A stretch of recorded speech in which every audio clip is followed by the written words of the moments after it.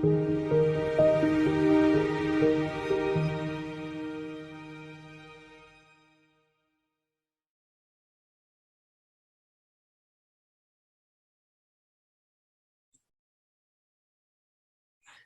today I have with me Molly Caro May, who's someone who I just recently met, like maybe last year, through some of the work I do with birth trauma. And she is a presenter in our upcoming Birth in Pieces event on January the 15th. So Molly, it's so great to have you here. Would you just like to say a few words so people can get to know you a little bit? Great. Thank you, Kate. Thanks for having me. I'm excited to be here with all of you and to dive into this world of birth and postpartum, and well, for me, postpartum in particular, because my teaching has been born strictly of my own life experience. I'm a memoirist, I'm a writer, and I've written 2 memoirs, one about my postpartum experience, which was very much linked to my pregnancy experience and to my birth experience.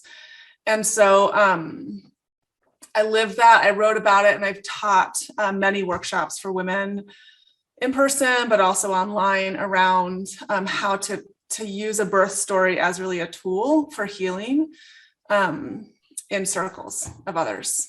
Yeah, that's how I heard about you. Like, I had clients come to heal their births with me and tell me about your fantastic course that you taught and your book. So I ordered your book and I'm reading it, and I also have a part in my threefold path where I help women understand how to heal birth trauma. I encourage them so much to write down what happened, because there's good data that shows that if you do write it down, it does decrease your post-traumatic stress symptoms. So I've been sending people to you, and it's great to have you and have you be a part of our special day to help heal birth trauma. Would you be willing to share with people what you're going to teach about, Molly? Yeah, so we're gonna look at and sit with really this truth that your birth story can be a reparative.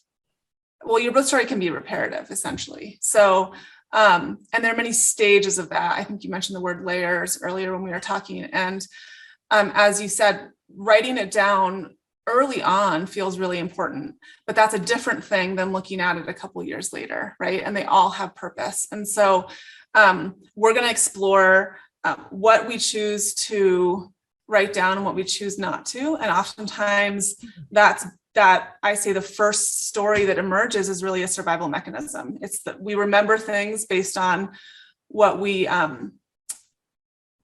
serves our body, our animal body.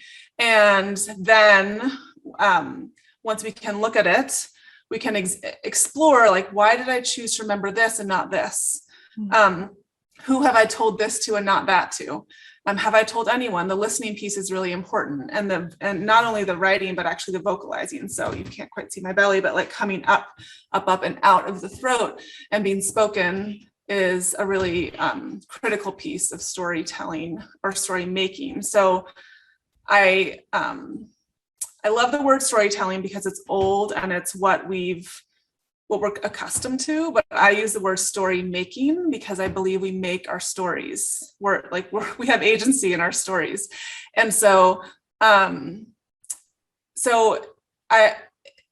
share is really important before the shift. So sometimes there's this sort of narrative out there of, like, highlight the positivity or do this or do that. And sometimes there's a certain readiness that has to be there for people for when they're ready to actually stand on their 2 feet and consider why they left something out, or they've really magnified something that maybe doesn't have as much charge anymore.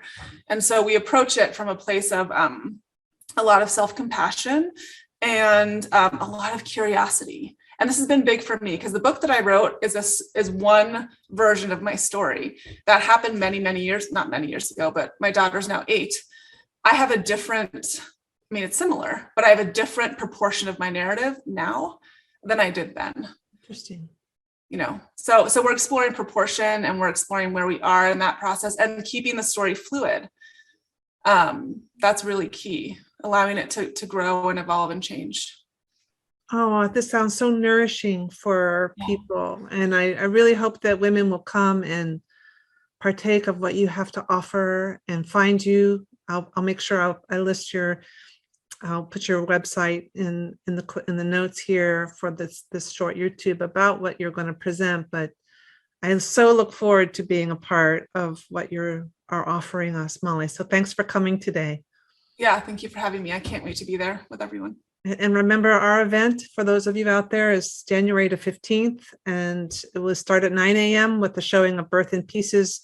Molly is our final speaker, but not the least important for sure. And we will have a very nourishing and supportive day for you. So please come and participate. Thank you. Thanks, Kate.